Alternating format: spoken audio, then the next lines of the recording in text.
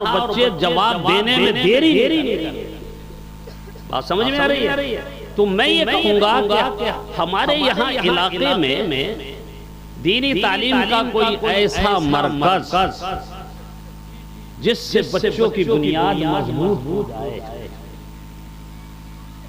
اس کی نہایت ہی اہم ضرورت ہے، اور اس ضرورت کو پورا کرنے کے لیے آپ ہی کے بستی کا ایک بچہ، ایک نوجوان یہ جذبہ لے کر کہ میں اکیلا ہی چلا تھا جانب منزل، بے شک سبحان اللہ، میں اکیلا ہی چلا تھا جانب منزل، مگر لوگ ساتھ آتے گئے اور کارواں بنتا گیا۔ بے شک سبحان اللہ، جذبہ لے کر اٹھا ہے۔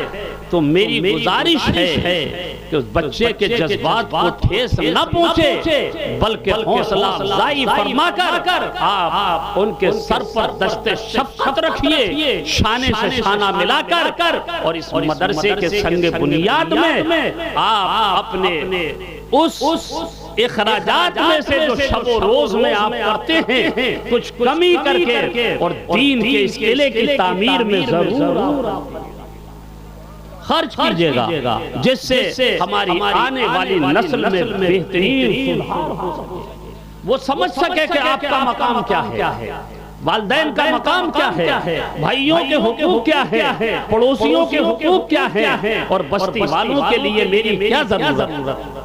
بات سمجھ میں آ رہی ہے؟ ہاں، اس لیے ضرورت ہے۔ آج لوگ راجنیتی کا شکار ہو جاتے ہیں، میں کسی کا نام نہیں لے رہا، ہر جگہ کا ماحول ہے، ہر جگہ کا ماحول ہے۔ اس نظریے سے نہ دیکھ کر صرف اس نظریے سے آپ دیکھیں کہ یہ دین کا کام کرنے کے لیے ہماری بستی کا ایک نوجوان، ایک سپاہی رسول کریم کا نائب اٹھا ہے، تو پھر ہم اس کا ساتھ اس نظریے سے دیں، اس نیت سے دیں کہ ہمارے اس عمل سے ہمارے آقا بھی راضی ہو جائے اور خدا بند قدوس بھی راضی ہو جائے۔ بے شک سبحان اللہ، حق فرما۔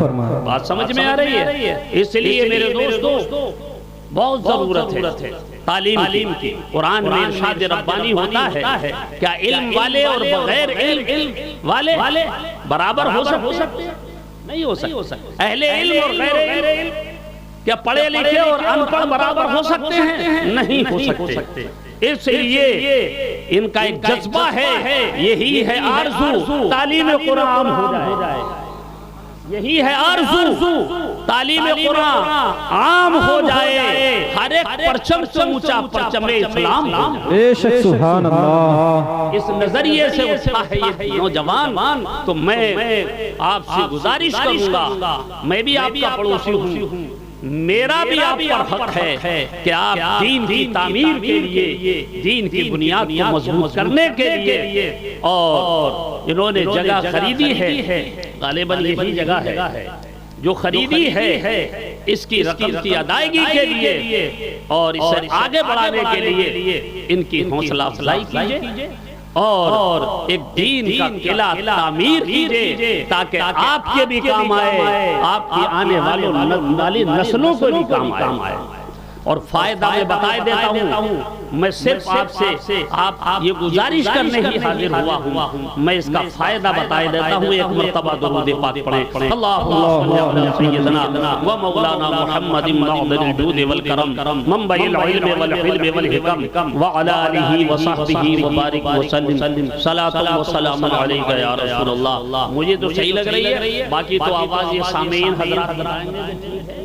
سمجھ میں آ رہی ہے بات میری بات سمجھ میں آ رہی ہے نا؟ بس میرا مقصد یہی ہے، چیخنا چلانا نہیں ہے، میں اپنا پیغام آپ تک پہنچا دوں، میں اپنا پیغام آپ تک پہنچا دوں۔ بہرحال میں کوئی منہ دیکھے کی تعریف نہیں، میں آدمیوں میں چاپلوسی بھی نہیں کرتا، جو حق ہے وہ۔ کل میری مکھیا جی سے ملاقات ہوئی تھی، میں نے آ کے بچوں کا جائزہ لیا، جو صحیح بات ہے وہ میں عرض کر رہا ہوں۔ الحمدللہ بہت اچھا، اب یہ کم وقت میں، اور اکیلے مدرس ہیں یہ اس وقت، باقی دو اور تھے وہ چلے گئے غالباً، تو اب اکیلے ہیں یہ، بچوں کی تعداد کافی، اور اس کے باوجود بچوں کی ادائیگی، بچوں کی معلومات، ان کی پڑھائی کا جو معیار میں نے دیکھا، بہت اچھا لگا، بہت اچھا لگا. اللہ تعالیٰ قبول فرمائے اور ان کی محنتوں کا بہتر سے بہترین صلہ عطا فرمائے.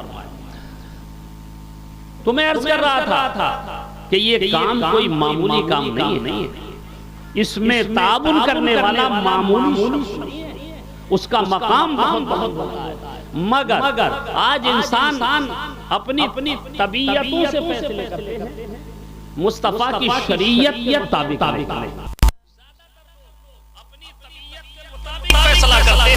کاش ہم مصطفیٰ کی شریعت کے مطابق فیصلہ کرنا شروع کر دیں تو نہ کوئی دنیا میں ہمارا مقابلہ آ سکتا ہے. بات سمجھ میں آ رہی ہے؟ ہاں. اس لیے میری گزارش ہے, میں عرض کر رہا تھا بادشاہ محمود غزنوی, آپ نے نام سنا ہوگا تاریخ میں. یہ اپنے وقت کا عظیم فرما روائے عالم, سلطان, بادشاہ وقت, اور اسی کے ساتھ ساتھ عشق رسالت کا عظیم پیکر ہے. مصطفیٰ جان رحمت کی بارگاہ میں رات کو جب تک عشاء کی نماز کی فراغت کے بعد اور آدھو وظائف سے فراغت کے بعد جب تک 1000 مرتبہ درود پاک مصطفیٰ کی بارگاہ میں پیش نہیں کر دیتا تھا جب تک یہ شخص بستر استراحت پر آرام کے بے شک سبحان اللہ. اپنے وقت کا عاشق رسول, جہاں زندگی کا ایک پہلو سیاست سے لبریز, وہیں دوسرا پہلو عشق رسالت ہے. بات سمجھ میں آ رہی ہے؟ اور سیاست کا مفہوم تو بڑا پاکیزہ ہے. آج ہم جسے سیاست کہتے ہیں وہ سیاست نہیں ہے. سیاست کا پیغام مفہوم بڑا پاکیزہ ہے. حضور اکرم صلی اللہ علیہ وسلم نے ابتدائے دور میں اپنی سیاسی سمجھداری, تدبر, عقل و دانش سے, حسن تدبیر سے اسلام کی اشاعت کی ہے. اس کا نام سیاست ہے. حضرت ابوبکر صدیق نے قرآن و سنت کی روشنی میں حسن تدبیر کے مطابق جو فیصلے کیے ہیں اس کا نام سیاست ہے. خلفائے راشدین نے جو قرآن و سنت کی روشنی میں فیصلے کیے ہیں اس کا نام جو ہے وہ سیاست ہے. آج ہم نے سیاست کا مفہوم ہی بدل دیا ہے. بات سمجھ میں آ رہی ہے آپ کی حضرات محترم؟ اس لیے سنیں یہ ان کا طریقہ کار کیا تھا. باتیں تو بہت ہیں لیکن میرے بعد اور خطابات بھی آپ سننے ہیں. بلا لیجیے عمران صاحب کو بھی بلا لیجیے, آپ بیٹھے رہیے, کسی کو بھیج دیجیے تشریف رکھیے. تو ان کا طریقہ کار, توجہ ہے آپ کی میری طرف, حاجی صاحب توجہ میری طرف ہے. ان کا طریقہ کہ دن بھر حکومت اور سلطنت کے کاموں میں مصروف رہتے, رات کا جب وقت آتا تو یہ لباس فقیرانہ استعمال کرتے اور کسی خادم کو ساتھ لیتے اور رعایا کی خبر گیری کے لیے نکل پڑتے. ایک رات مختصر میں کر رہا ہوں, ایک رات یہ اسی جذبے کے تحت, اور جذبہ کیا ہوتا ہے ان کے درمیان بہت سی حدیث پاک میں تذکرہ ہے. خلفائے راشدین کے حالات زندگی آپ پڑھیں گے تو سب کچھ ملے گا. ایک رات اسی جذبے کے تحت, جذبہ کیا تھا, اللہ نے اپنے نبی کا نائب بنایا ہے, خلافت دی ہے, حکومت دی ہے, تو اس کا استعمال اللہ اور رسول کی رضا کے لیے نکل پڑے. اگر کہیں لغزش ہو گئی اور کل مصطفیٰ کریم نے سوال کر لیا کہ محمود تمہیں اس لیے صاحب اقتدار بنایا تھا کہ تم میری رعایا کی خبر گیری نہ کر سکے, ان کی مدد نہ کر سکے, تو محمود تمہارے پاس جواب کیا ہوگا؟ یہ جذبہ, اللہ اکبر کبیرہ, یہ جذبہ تھا. نکل پڑے, راستے سے جا رہے تھے, دیکھا راستے میں ایک بچہ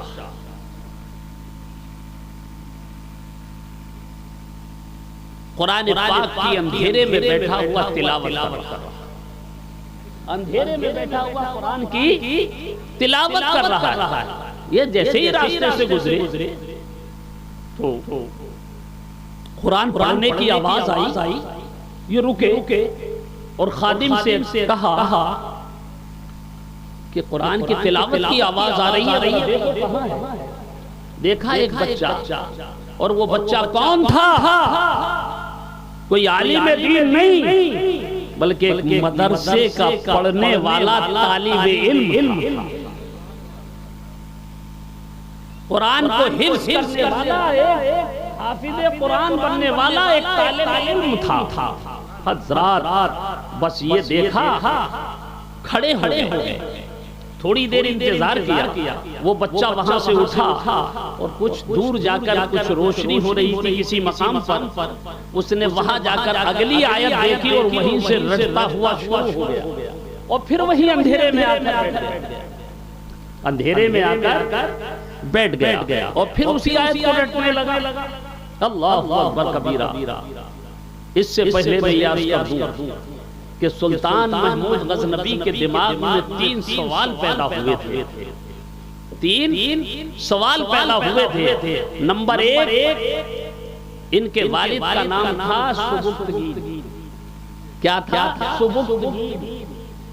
تو یہ خیال پیدا ہوا کہ میرے والد واقعی میں حقیقت میں سبکتگین ہیں، میں ابن سبکتگین ہوں، اس پر مجھے ثبوت چاہیے، دلیل چاہیے۔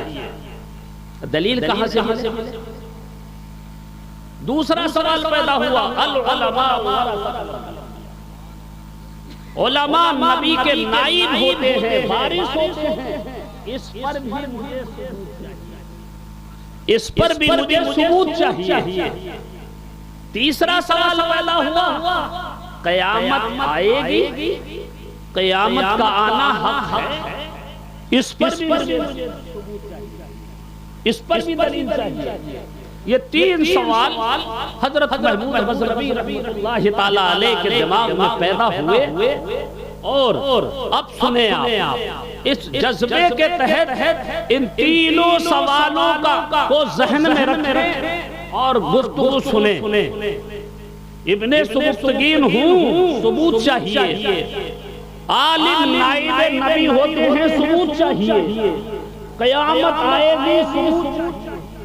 حضرات بس نکلے، طالب علم کو دیکھا، اور جیسے ہی اس کی پریشانی دیکھی کہ یہ اندھیرے میں بیٹھ کر آیتیں رٹ رہا ہے، اجالے میں جا کر دیکھ کر آتا ہے، اندھیرے میں بیٹھ کر رٹتا ہے، تو آپ کا دل بھر آیا، آنکھوں میں آنسو آ گئے، اور اپنے ضمیر کو مخاطب کر کے محمود غزنوی نے کہا، اے محمود، اگر کل قیامت میں تیرے نبی نے تجھ سے سوال کر لیا کہ محمود مجھے اس لیے حکومت دی تھی کہ تو میرے ایک مہمان کو روشنی بھی نہ دے سکا قرآن کی تلاوت کے لیے، تو محمود تیرے پاس جواب کیا ہوگا؟ یہ جذبہ پیدا ہو گیا، آنکھیں بھر آئیں، اشک بار ہو گئی، آگے بڑھے، اور بڑھنے کے بعد طالب علم کو بلایا، کہا بیٹا تم یہ اندھیرے میں قرآن کی تلاوت کیوں کر رہے ہو؟ سمجھ کو لیا نا سارا معاملہ؟ کہا حضرت روشنی نہیں ہے، غربت کی زندگی ہے، والدین حافظ قرآن بنانا چاہتے ہیں، مگر اس اخراجات کو برداشت کرنے کی ہمت نہیں، اس لیے اجالے میں جا کر آیت دیکھ آتا ہوں، اندھیرے میں بیٹھ کر رٹ لیتا ہوں، جب وہ یاد ہو جاتی ہے تو اگلی آیت کو جا کر دیکھ لے۔ سبحان اللہ۔ تاریخ بتاتی ہے حضرات کہ حضرت محمود غزنوی رحمت اللہ تعالی علیہ نے بچے کو سینے سے لگایا، ہاتھ پکڑا، اپنے شاہی محل میں لائے، اور لانے کے بعد کہا بیٹا آج کے بعد تمہیں پریشان ہونے کی ضرورت نہیں ہے، اللہ نے محمود کو اس کا اہل بنایا ہے کہ جو مہمانان رسول کی خدمت کر سکتا ہے، ایک شمعدان ایک روشنی کا آلہ، یہ کوئی بھی لانٹین جسے ہم اپنی زبان میں بولتے ہیں، حضرت محمود غزنوی رحمۃ اللہ تعالیٰ علیہ نے وہ روشنی کا آلہ اس طالب علم کو دیا اور کہا کہ لو اب تمہیں ادھر ادھر جانے کی ضرورت نہیں، بلکہ اسی کی روشنی میں بیٹھ کر قرآن مقدس کی تعلیم حاصل کرو، حفظ قرآن کرو، قرآن کی آیتوں کو یاد کرو، اور میرا دربار، یہ دربار محمود تمہارے لیے کھلا ہوا ہے، جب بھی جس چیز کی ضرورت ہو بلا جھجک آپ اس دربار میں آ کر اپنی ضرورت کا اظہار، بے شک سبحان اللہ، بہت ضرورت کا اظہار کر سکتے ہیں۔ بچہ گدگد ہو گیا، جو پریشانی کی زندگی گزار رہا تھا، اب جب اسے روشنی کا آلہ مل گیا، بچے کو بڑی خوشی حاصل ہوئی۔ حضرات، یہ مہمان رسول کی خدمت کرنا اب آپ دیکھیں یہ رائے گاہ نہیں جاتی۔ بڑے بڑے حضرات کو میں نے جو دیکھا ہے کہ جو ان مہمانوں سے، رسول کے مہمانوں سے محبت کرتا ہے، اس سے رسول محبت کرتے ہیں، اور جس سے رسول محبت کرتے ہیں اس سے خدا بند قدوس کی محبت مل جاتی ہے۔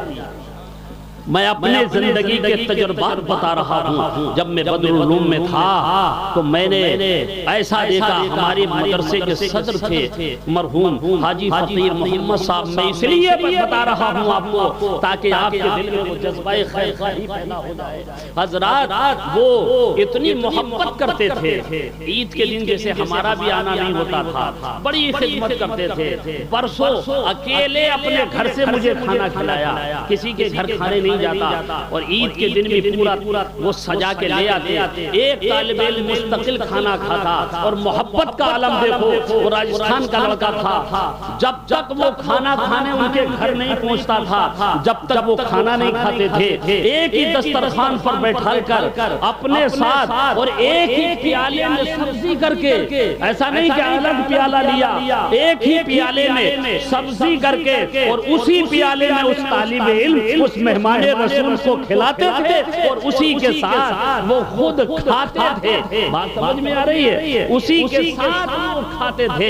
اللہ اکبر کبیرہ، یہ محبت، یہ طلبہ سے محبت، یہ علماء سے محبت کبھی نہ دنیا میں رائے گا جائے گی اور نہ آخرت میں رائے گا جائے گی۔ حضرات، یہ وہ تجربات ہیں۔ حضرات محترم، دیکھیے انشاءاللہ تعداد بڑھتی چلی جا رہی ہے، تھوڑی دیر میں آپ دیکھیں گے کہ انشاءاللہ کافی تعداد ہو جائے گی۔ بہرحال جب یہ کچھ ہو گیا، آپ محمود غزنوی نے مدد کر دی، رات کو پھر عشاء کی نماز تو آج پڑھی چکے تھے، فارغ ہو گئے تھے، آ کر بستر استراحت پر لیٹے، اور لیٹنے کے بعد جیسے سبحان اللہ، انعام دیکھو، یہ 1 روپیہ یا 10 روپیہ یا 100 روپیہ یا 1000 روپیہ جو بھی اس کی تعمیر میں دیں گے وہ رائے گاہ نہیں جائے گی۔ محمود غزنوی نے کوئی شاہی محل عطا نہیں کیا تھا مہمان رسول کو، کوئی دولت عطا نہیں کی تھی، صرف قرآن کی تلاوت کے لیے ایک روشنی کا آلہ دیا تھا۔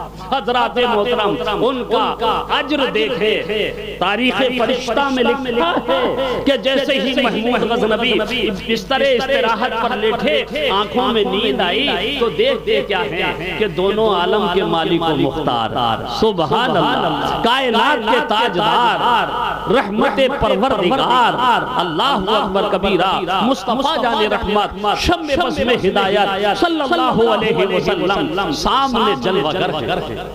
کتنا بڑا انعام ہے، سامنے جلوگر ہے۔ حضرات محترم، اور محمود غزنوی کو چہرہ مصطفیٰ کا دیدار ہو رہا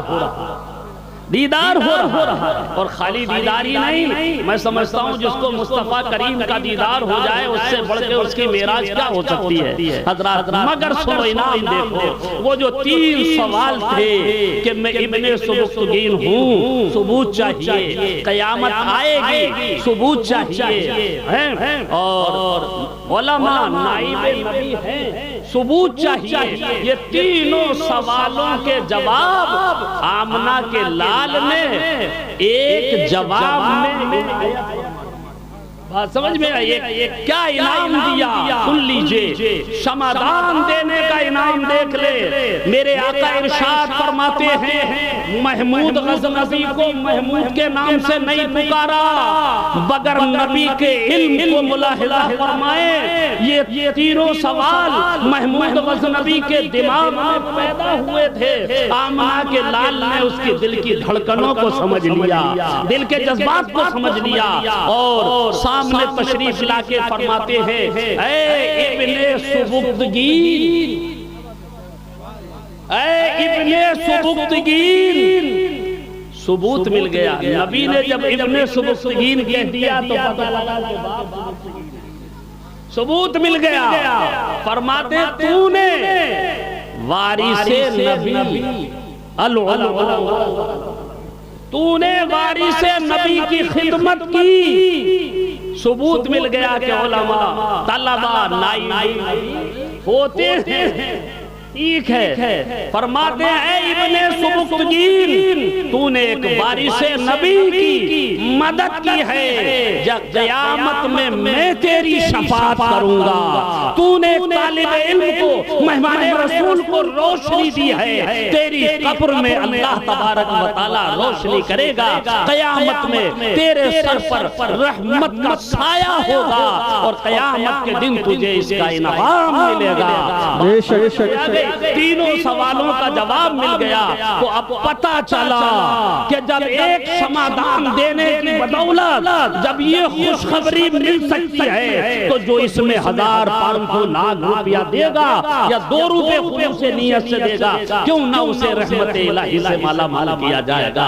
یقیناً اس کی دنیا اور آخرت کو روشن اور تابناک بنا دیا جائے گا۔ اس لیے میرے دوستو، اس جذبے کے تحت ہمارے نوجوان عالم دین نعرہ تکبیر، نعرہ رسالت، مسلک اعلیٰ حضرت مفتی عمران حنفی صاحب قبلہ، مفتی انوار الحق صاحب قبلہ، نعرہ تکبیر، نعرہ رسالت۔ سبحان اللہ، سبحان اللہ، ماشاءاللہ۔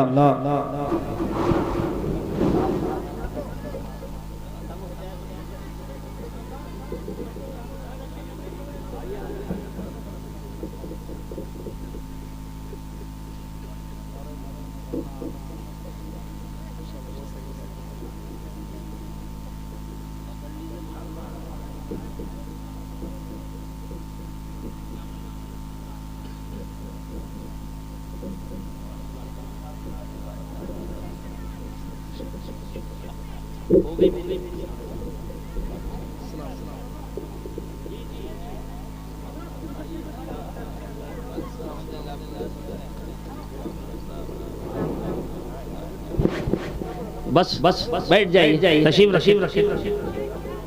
دیکھیے یادگار سلف، بقیت السلف اور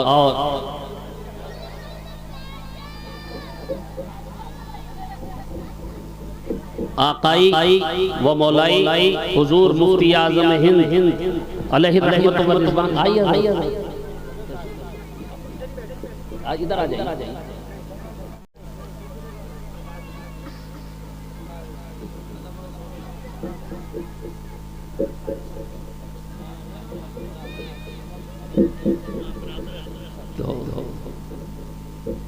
سرکار مفتی اعظم،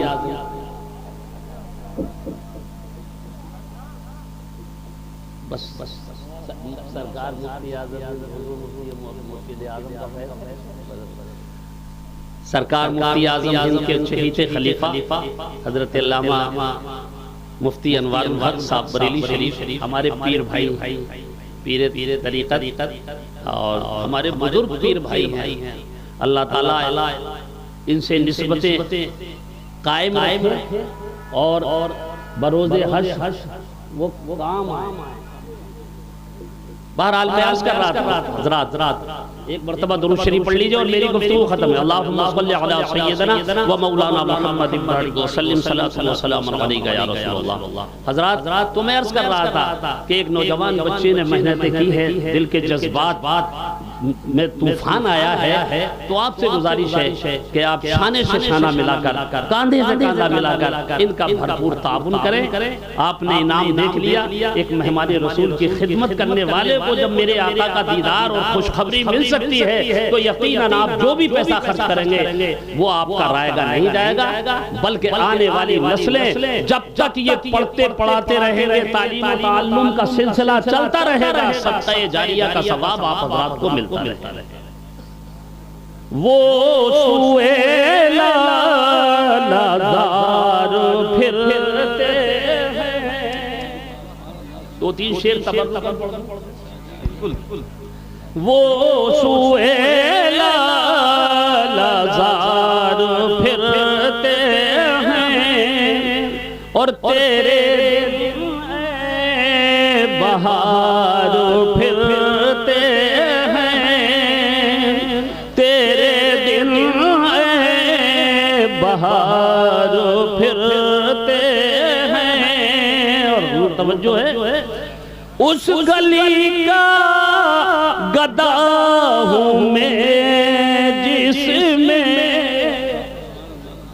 اس گلی کا گدا ہوں میں جس میں، ارے مانگتے تاجدارو پھرتے ہیں، بے شک سبحان اللہ، مانگتے تاجدارو پھرتے ہیں، مانگتے تاجدارو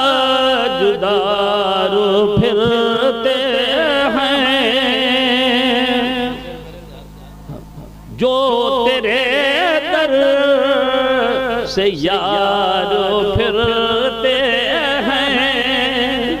یا رسول اللہ، جو لوگ آج سرکار کی شان میں گستاخیاں کرتے ہیں، ملاحظہ کریں، حضرت نے رہنمائی فرمائی، دیکھیں آپ، جو تیرے در سے یار پھرتے ہیں، ارے در بدر یوں ہی خوار پھرتے ہیں، در بدر یوں ہی خوار پھرتے ہیں، اور لاکھوں قدسی ہے کام خدمت پر، سرکار کے روزے پر 70,000 صبح 70,000 شام فرشتے حاضری دیتے ہیں، اور یہ بھی ہے کہ ایک مرتبہ جن کو حاضری کا شرف مل گیا دوبارہ ان کو حاضری کا شرف موقع کتنی تعداد ہوگی، ملاحظہ کریں، لاکھوں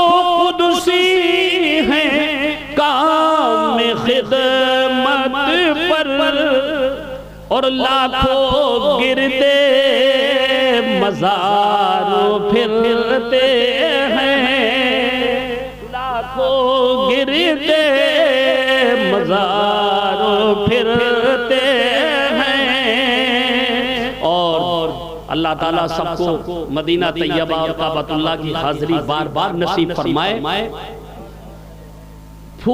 جب وہاں کے کھجوروں کے بن کو دیکھ کے آتا ہے حاجی، ہندوستان میں آ کے کہتا ہے کہ پھول کیا دیکھوں میری آنکھوں میں،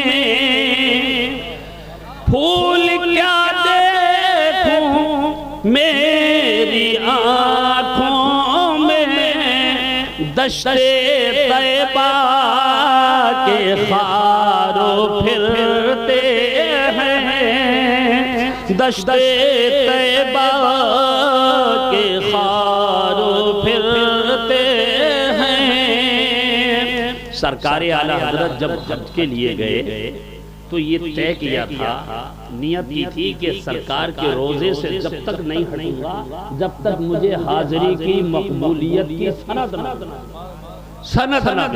پڑھتے رہے، قلم اٹھا کر یہ پڑھتے جا رہے، جب کوئی سند نہیں ملی تو مکے میں آپ نے ناس پیش کیا اپنے آقا کی بارگاہ میں، کوئی کیوں پوچھے تیری بات رضا، کوئی کیوں پوچھے تیری بات ارے تجھ سے کتے ہزاروں پھرتے ہیں۔ تاریخ بتاتی ہے کہ جیسے ہی یہ مقطع پڑا تھا روضہ رسول سے آواز آئی تھی، احمد رضا تیری حاضری ہماری بارگاہ میں۔ سبحان اللہ۔ اللہ تعالیٰ ہمیں آقا کونین صلی اللہ علیہ وسلم سے پکی اور سچی محبت عطا فرمائے، سچا عشق عطا فرمائے، مذہب اہل سنت و مسلک اعلی حضرت پر تعزیز قائم رکھے۔ اور یہ بچوں نے جو ہمارے قاری صاحب نے ایک جذبے کے تحت یہ قدم اٹھایا ہے، اللہ تعالیٰ ان کے اقدام میں برکتیں عطا فرمائے اور انہیں کامیابیوں کی منزل سے ہمکنار فرمائے۔ اللہ تعالیٰ آپ تمامی حضرات کی توجہ اس دینی کام کی طرف فرمائے۔ ان بچے کے ساتھ ضرور آپ ان کی حوصلہ افزائی کریں۔ السلام علیکم، استغفر اللہ ربی من کل ذنب و اتوب